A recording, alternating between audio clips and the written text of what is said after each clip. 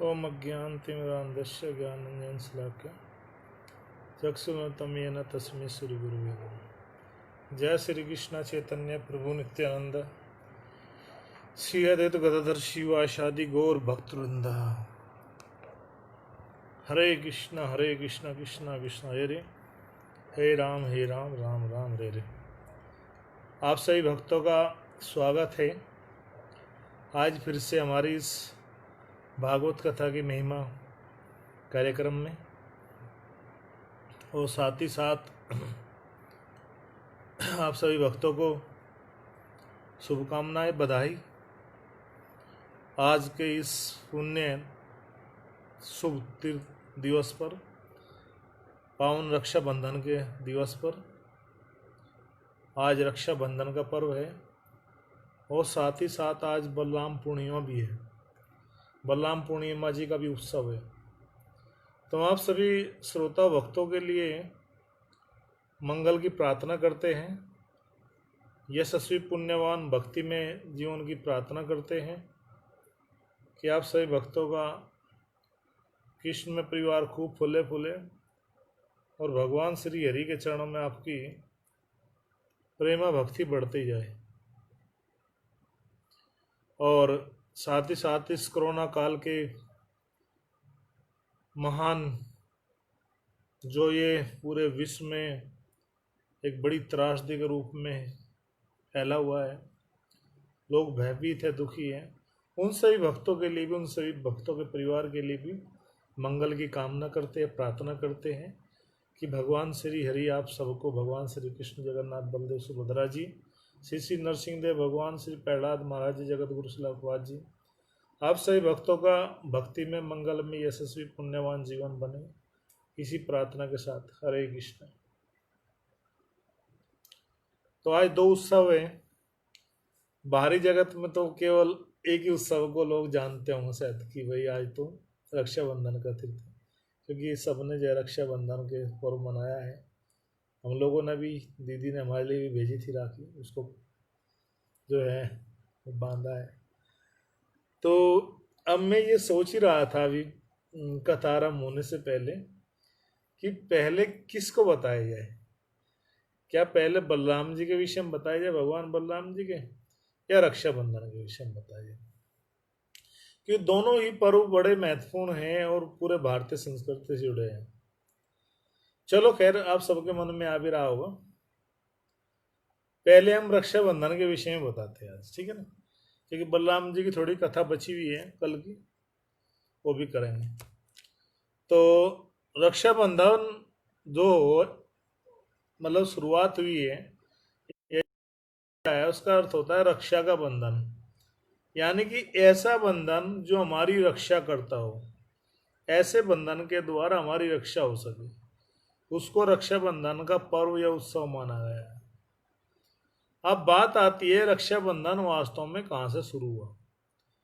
अगर देखा जाए, पूरा इतिहास ढूंढा जाए, शास्त्रों के द्वारा हमें पता चलता है, अपने वैदिक साहित्य के द्वारा पता लगता है कि रक्षाबंधन का जो सबसे पहले जो शुरुआत हुई थी, वो जो स्वर्ग के राजा इंद्र हैं, उनकी पत्नी सची ने उनको जो है, जब वे वृत्तासुर नामक असुर का वध करने गए थे, तो जा रहे थे, तो उस समय उनकी पत्नी ने उनके हाथ में ये रक्षा का बंधन बांधा था कि तुम विजयी भव, तुम्हारी रक्षा हो वृत्तासुर जैसे महान असुर से, तुम्हारा बाल ना बाका हो।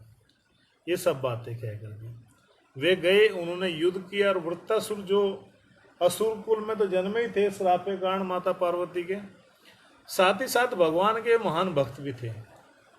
तो उन्होंने इंद्र को भी खूब उकसाया कि मुझे मारो हैं, पूरे गज सहित जो है उसके निगल लिया था इंद्र को, और उसके ऐरावत सहित, और फिर जो है नारायण कवच का जो है पाठ किया, नारायण कवच का स्मरण करके, फिर जो है वे क्या बोलते हैं कि जो अपने मतलब उनका शरीर को फाड़ करके इंद्र मारने के लिए उनका वध किया, और वे भगवत धाम को प्राप्त किए। बड़ी सुंदर कथा है, भागवतम में हम पढ़ते हैं 6ठे स्कंद में,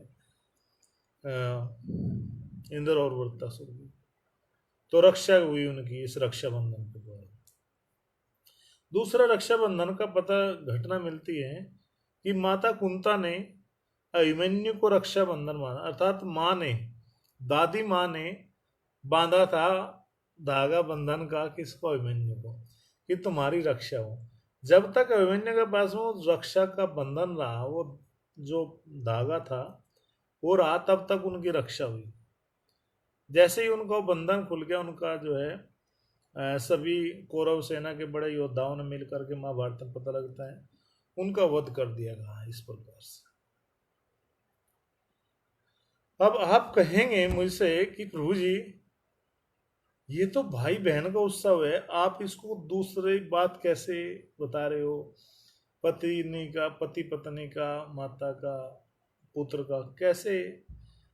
तो फिर बाद में मैं वहीं आ रहा हूँ, आपकी उत्सुकता के लिए वहीं पर ही आ रहा हूँ, आपकी बात को मैं वहीं पर ही बताने जा रहा हूँ। मुझे पता है आपके मन में क्या चल रहा है ये चल रहा होगा कि भाई बहन का रिश्ता कैसे कहाँ लेके चले गए। नहीं, मैं वहीं आ रहा हूँ। मैं शुरुआत बताई आपको, जिसका कहीं पर भी कोई भौतिक इतिहास में, जगत में वर्णन नहीं है, लेकिन वेदों में, हमारे पुराणों में, इतिहास में, भागवतम में वहाँ पूरा वर्णन दिया गया उपनिषदों में। तो वहाँ से भी हमें कोट करके, एक्चुअली देखो, जब हम कोई भी बात करते हैं, कोई भी ज्ञान की बात करते हैं, तो वैदिक जो साहित्य है, जो वैदिक ज्ञान है, वो हमें संपूर्ण ज्ञान बताता है। लेकिन इस भौतिक जगत में जो ज्ञान हम सुनते हैं या देखते हैं, जानते हैं, वो कहीं ना कहीं एक अधूरापन उसमें रहता है। कोई एक व्यक्ति की जानकारी है, दूसरे व्यक्ति की नहीं हो सकती। लेकिन जो वैदिक ज्ञान है हमारा, परंपरा के द्वारा जो शास्त्रों का जो ज्ञान है, वो अपने आप में पूर्ण ज्ञान होता है। तो आगे क्या हुआ कि जैसे ही ये बातें बताई गई कि भाई जो है ये मतलब चल रहा था पर्व। अब पर्व में चल चलते एक घटना हुई कि ऋषि मुनियों ने देखा, विचार किया, भाई वास्तव में ये जो पर्व है, ये तो एक तरह से भाई बहन का पर्व है, और भाई बहन का ये पर्व होना चाहिए। तो जब भगवान वामन देव ने राजा बलि से आकर उसका सब कुछ मांग लिया, पूरी 3 पग में पृथ्वी मांग ली, सब कुछ मांग लिया, 2 पग में पहले पग में पृथ्वी ले ली, दूसरे पग में पैर रखा, पूरा ब्रह्मांड माप लिया, तीसरे पग में जगह नहीं थी, राजा बलि ने अपना मस्तक आगे किया और भगवान को कहा कि हे प्रभु, ये भी इदम क्षेत्र क्षेत्रज्ञम क्षेत्रम इति अपि ही, ये शरीर भी क्षेत्र है, क्षेत्र को जानने वाला क्षेत्रज्ञ है। तो ये क्षेत्र, जब ये शरीर है, तो इस शरीर पे जो मस्तक है, ये भी स्थान घेरता है। इस पर अपना पैर रखे, तीसरा पैर रखा, और भगवान ने जो है तीसरे पैर में जो है राजा बलि को भी जो है के मस्तक पर रखा, अर्थात उनका भी उद्धार कर दिया भगवान ने। सारा पृथ्वी का जो राज्य था वो इंद्र को दे दिया, राजा बलि से लेकर के। लेकिन राजा बलि ने जो समर्पण दिखाया भगवान के प्रति, उसकी भक्ति से भगवान प्रसन्न हुए और कहा कि वर मांगो। तो राजा बलि ने कहा कि हे प्रभु, मैं चाहता हूँ कि बस आप जो है मेरे राज्य में रहे, मेरे ऊपर ही कृपा करे। तो भगवान ने प्रसन्न होकर के कहा कि मैं आपके सुतल लोक में जो हूँ, जहाँ राजा बलि का आज भी राज्य है, राजा बलि जहाँ पर आज भी राज्य कर रहे हैं, तो वहाँ पर भगवान के जो है 7वें द्वार पर जा करके भगवान पहरेदार बन गए, गेट कीपर बन गए। जब यह घटना पता लगी और अन्य भक्तों को और साथ ही साथ माता लक्ष्मी को बहुत दुखी हुई, बहुत परेशान हुई कि बताइए, भगवान जो है मुझे छोड़ करके चले गए और जो है राजा बलि के सुतल लोक में द्वारपाल बन गए। तभी नारद जी आए। नारद जी ने कहा कि माता आप परेशान क्यों, बताया कि इस तरह परेशान हूँ, मेरे स्वामी प्रभु चले गए हैं। तो नारद जी बोले कि हाँ, बात तो बड़े दुख की है, लेकिन कुछ कहा नहीं जा सकता। तो माता लक्ष्मी बोलती है कि हे नारद जी, आप सभी के दुखों को दूर करते हो, सभी के जीवन के कष्टों को दूर करते हो, वैष्णव जन जे नहीं कहिए, जय जाने प्रिय पराई। वैष्णव जन वो होते हैं या उनको कहा जाता है जो दूसरे के दुखों को जानते, पराई पीड़ को जानते हैं। तो आप मेरी भी पीड़ को जानो, मेरी भी दुखों का हरण करो, मेरी भी रक्षा करो, मुझे भी इस प्रकार से आप भक्ति के बारे में बताइए, मुझे भी प्रेरणा दीजिए। तब नारद मुनि जी ने कहा कोई बात नहीं माता, आप चिंता मत होइए, आप घबराइए मत। उन्होंने कहा कि मेरे पास एक उपाय है। बोला क्या? बोला अभी सावन महीने की जो पूर्णिमा जो तिथि आती है, उसमें आपको क्या करना है कि आपको जाना है कहाँ पर? सुतल लोक में जल्दी जल्दी, और राजा बलि को भाई बना लेना है, उनको राखी बांधनी है, उनको रक्षा बांधना है। जब क्योंकि भाई को जब उनकी बहन राखी बांधती है तो भाई बहुत परेशान होता है और बहन से कहता है कि देखो बहन, मैं बड़ा परेशान हूँ, बताइए तुम्हें क्या चाहिए, क्या मांगना है, तुम्हारी क्या इच्छा है? अगर आपकी कोई इच्छा कुछ मांगना चाहते बताइए, क्या क्या इच्छा है? तो राजा बलि ने भी ठीक ऐसे ही कहा कि बताइए बहन लक्ष्मी, आपको क्या चाहिए, आपको क्या इच्छा है, आपको मैं कैसे क्या चाहिए दूँ तो कि आप प्रसन्न हो जाए। तब माता लक्ष्मी ने कहा कि बस मेरी इच्छा है कि आप जो है भगवान नारायण को, मेरे स्वामी को मेरे साथ जाने की अनुमति दीजिए, अर्थात अपने जीजा जी को मुक्त कर दीजिए। मुक्त का मतलब है कि उनको मेरे साथ जाने दीजिए। राजा बलि सुनकर के दुखी हुए, लेकिन क्योंकि भगवान का भी वो कैसे सहन करते, लेकिन साथ ही साथ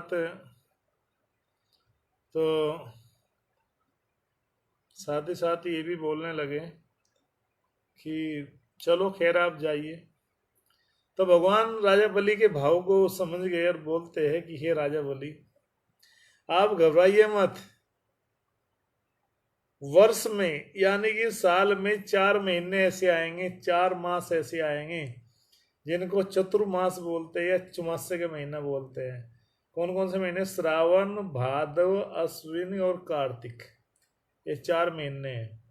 तो बोले सामण, भादवा, असोज और कातक, देहाती भाषा में बोलते हैं।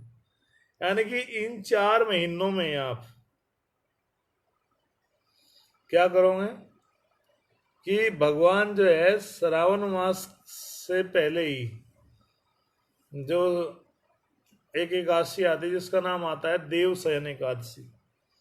देवशयन एकादशी का अर्थ होता है कि इस एकादशी पर जो सब देवता है, जो देव है अर्थात भगवान श्री हरि, वे क्या हो जाते हैं? वे सो जाते हैं, शयन कर लेते हैं। देखते हो ना कि बद्रीनाथ, केदारनाथ जो 4 धाम है वो द्वार, उनके गेट बंद हो जाते हैं 4 महीने के लिए। लेकिन जैसे कार्तिक मास आता है, कार्तिक मास में एक एकादशी आती है देव उत्थान एकादशी, क्योंकि इन 4 महीने में कोई भी ऐसे कार्य नहीं किए जा सकते जैसे विवाह संस्कार और अन्य चीजें नहीं होती इन 4 महीनों में। वैदिक साहित्य, वैदिक समाज की हम बात कर रहा हूँ, जो लोग वैदिक धर्म, वैदिक परंपरा को मानते हैं। कुछ लोग कहेंगे महाराज प्रभु जी आजकल तो कोर्ट मैरिज हो जाती है। भैया वो वैदिक सिद्धांत नहीं है, वो वैदिक परंपरा का विवाह नहीं है, वो असुर विवाह है एक्चुअली में अगर देखा जाए, आसुरी वृत्ति। क्योंकि जो वैदिक साहित्यों को नहीं मान करके मन माने काम की पूर्ति के लिए आता है वो आसुरी होता है। या असुरों के लिए तो कोई भी नियम कानून नहीं है, लेकिन वैदिक पद्धति ये अनुमति नहीं देती। तो जब शयन होगा उस समय मैं तुम्हारे इस लोक में रहूंगा 4 महीने।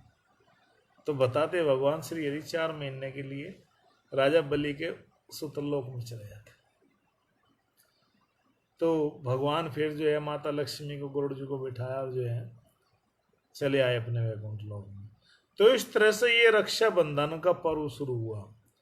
रक्षाबंधन के पीछे ये इतिहास है। दूसरी घटना है कि जो सूर्यदेव है, सूर्यदेव की जो पुत्री है उनका नाम क्या है जानते होंगे? यमुना महारानी जी, यमुना जी। जो यमुना जी अपना हिमालय हरिद्वार से आते हैं दिल्ली से होते पूरा आपका इलाहाबाद जा कर के गंगा यमुना का संगम होता है, फिर गंगा जी जाकर जो है अरब सागर में जाए। तो यमुना जी जो है वे देवी हैं और साथ ही साथ वे इस जगत में नदी के रूप में है। गंगा जी भी देवी है, वे नदी के रूप में है। सरस्वती जी भी देवी है ज्ञान की, वे भी नदी के रूप में। इस तरह से हजारों जो देवियां है वो नदियों के रूप में है। तो यमुना जी की एक बार इच्छा हुई अपने भाई से मिलने के लिए, अपने भाई के यहाँ रक्षाबंधन के लिए गई।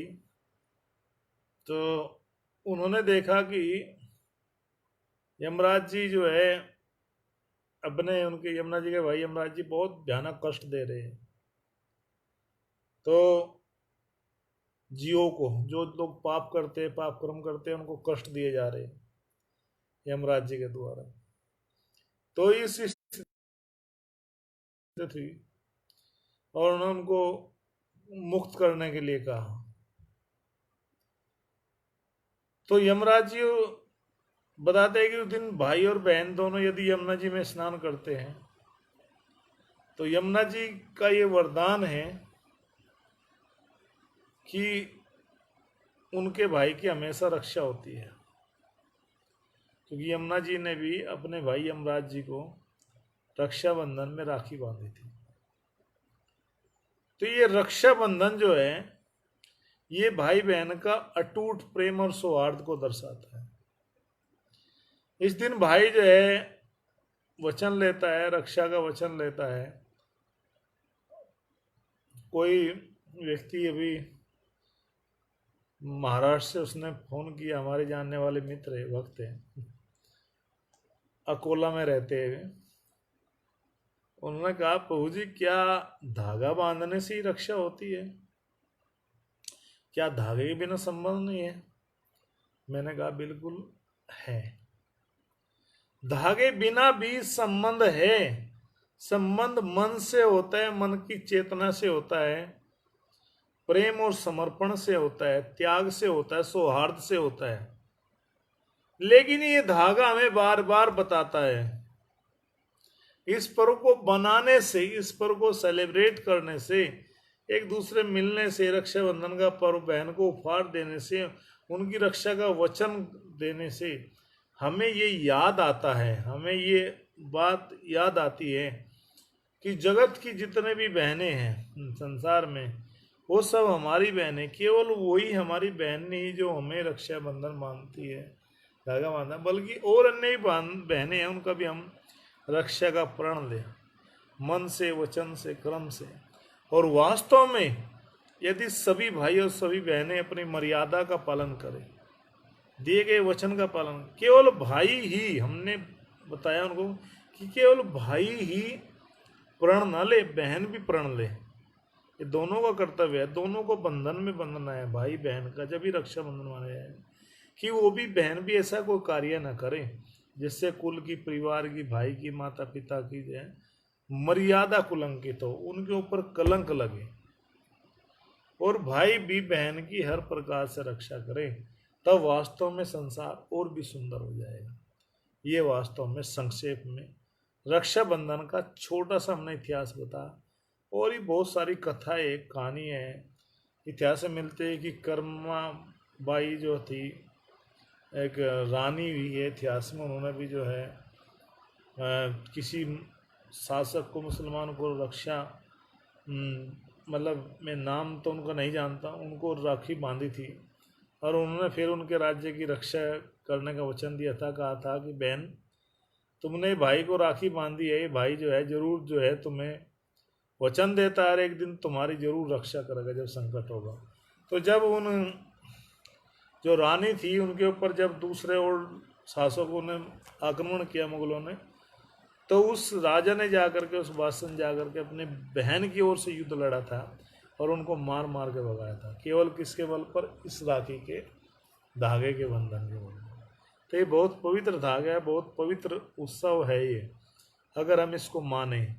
देखो भैया, मानने वालों के लिए, जिनको मानना है, जिनके हृदय में मर्यादा है, संस्कार है, भक्ति है, अच्छे सद्गुण है, दिव्य जो चेतना है जिनकी जिनकी चेतना शुद्ध है, कॉन्शियसनेस प्योर है, वे लोग मानेंगे भी, वे लोग इस चीज को जीवन में उतारेंगे भी नहीं भी। और जिन लोगों की चेतना ही दूषित है, वो लोग मानेंगे भी नहीं, जानेंगे भी, जीवन में उतारेंगे भी नहीं, बल्कि अपनी ही कलो कपोल कल्पनाओं के द्वारा अपने ही तर्क देने लगेंगे और ऐसी उल्टी पुल्टी बातें बताएंगे लोगों को कि जो सही नहीं है, जो जीवन में कोई भी काम आने वाली नहीं। तो दुर्भाग्य इस बात का ही, कलयुग में धीरे धीरे ये हम बताते रहते, बीच बीच में कथा में आता है कि कलयुग में लोगों की जो मति है बिल्कुल भ्रष्ट हो गई है। तो उस इन पर्व से सुंदर, इससे बढ़िया और कोई उत्सव नहीं हो सकता, कोई भी बंधन नहीं हो सकता, अगर इस बंधन को जो है हम लोग शुद्धता के साथ में, चेतना के साथ में, पवित्रता के साथ में मनाए और इसको आगे निभाए भी। तो मेरी उन सभी, एक नहीं 10 20 100 1000 लाख नहीं, बल्कि करोड़ों करोड़ों करोड़ों पूरे जगत में, पूरी दुनिया में जितनी बहनें, केवल एक राज्य दो राज्य भारतवर्ष नहीं, बल्कि जहां तक पूरी धरती पर, पूरे धरा पर, जहां पर ये सनातन धर्म का प्रचार हमारे इस्कॉन संस्था के द्वारा किया जा रहा है और उपाध्याय की शिक्षा के द्वारा किया जा रहा है, उन सभी भाइयों और बहनों को मेरी हार्दिक शुभकामनाएं, जो मुझे लाइव देख पा रहे हैं या जो लोग सुन पा रहे हैं, या जिन तक ये मैसेज व्हाट्सएप वीडियो के माध्यम से जाएगा, मैसेंजर पर, वे इंस्टाग्राम पर, फेसबुक पर, तो उन सबको, व्हाट्सएप पर, उन सबको भी मेरी शुभकामनाएं हो। और मैं सभी भक्तों के लिए मंगल की कामना करता हूँ, प्रार्थना करता हूँ कि आप सभी भक्तों का कृष्ण परिवार खूब फले फूले और इस पर्व पर, उत्सव पर हम रक्षा का वचन लें। अगर ये भावना हम रखेंगे तो निश्चित रूप से आप देखेंगे कि कुछ समय के पश्चात वास्तव में समाज में ये जो बुराई है, जो ये रेप, जो बलात्कार की घटना है, जब हम खुद फील करेंगे कि सभी जगत की बहनें सब हमारी बहनें हैं, तो सब घृणा आएगी और सब ये समाज में रुकेगा। यही एक तरीका है कि जब सब लोग इस बंधन को स्वीकार करें और लोगों को संदेश दें। हरे कृष्ण। तो ये रक्षाबंधन का उत्सव का विषय में संक्षेप में वर्णन हुआ। अब हम दूसरा जो पर्व है आज का, बलराम पूर्णिमा, उसके विषय में बात करेंगे। तो कल हमने चर्चा की थी कि किस प्रकार से बलराम जी के जन्म के विषय में, कि माता देवकी का जब विवाह हो रहा था वासुदेव जी से, हमने पूरा पहले इतिहास बताया था। तो देवताओं ने देखा कि अगर देवकी और वसुदेव जी का ये विवाह हो गया और कंस इस प्रकार से यदि अपनी बहन की सेवा करता रहा इतना प्रेम से, तो भगवान क्यों मानेंगे, भगवान उसको क्यों मारेंगे।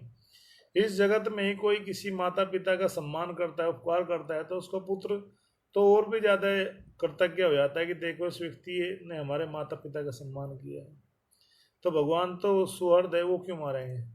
तो देवताओं ने अपना नीति के अनुसार जो है घोषणा की, कहा कि हे कंस, जिस देव की वसुदेव को तुम ले जा रहे हो रथ में बिठा करके, उसका 8वां बालक आकर के तुम्हारी हत्या कर देगा और तुम इनके 8वें बालक के द्वारा मारे जाओगे। मूर्ख कंस, तुम कहाँ पागल हो रहे हो। इस तरह से उसको डांटा।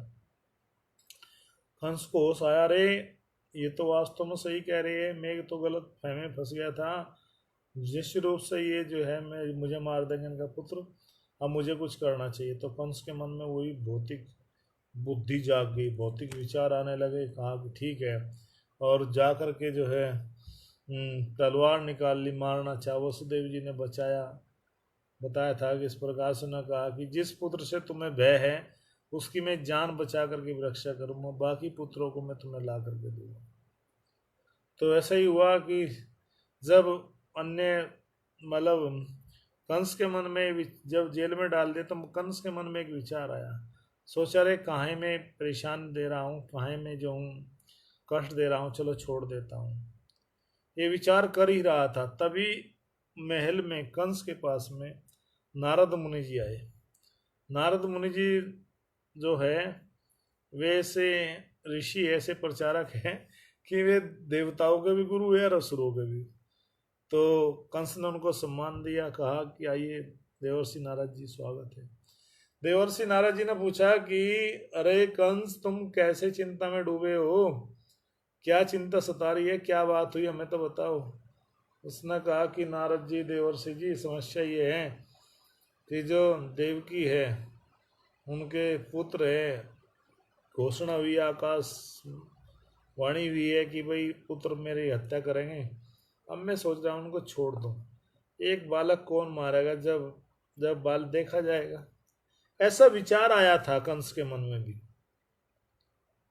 कहते हैं कभी कभी दुष्ट व्यक्ति भी अच्छी अच्छी ज्ञान की बातें जान बता सकते हैं। तो जब ये मन में विचार आया कंस के,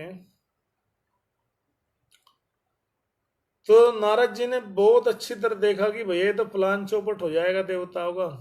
तो नारद जी के पास एक कमल का फूल था हाथ में, वो कमल का फूल दिखा, बताया कि देखो कंस ये क्या है। कहा कि ये कमल का फूल है, कि देखो इसमें 8 पंखड़ी है, 1 2 3 4 5 6 7 8 9, सॉरी 1 2 3 4 5 6 7 8, 8 पकड़ी है ना। कहा कि देखो एक कहीं से भी घुमा लो, जहां से शुरू करोगे वहां पर आकर के वो 8 भी समाप्त होगी, कहीं से शुरू कर लो किसी से भी। अगर देखो दूसरे नंबर करो तो ये 8, तो जरूरी नहीं कि 8वें नंबर का ये 8वां बालक होगा, पहले नंबर वाला भी 8वां हो सकता है, दूसरे नंबर वाला भी 8वां, तीसरा चौथा पांचवा छठा सातवां, कोई भी 8वां हो सकता है। अब कंस ने कहा अरे ये दिमाग तो मैंने लगाया ही नहीं था भाई, कि कोई सा ही बालक 8वां हो सकता है। कहा कि जाओ, अपने सैनिकों को आदेश दिया कि जो देवकी का पहला बालक हुआ है, मूर्तिमान रखा था उसका भगवान, सबसे पहले जो भाई थे मूर्तिमान, उनका नाम रखा गया था।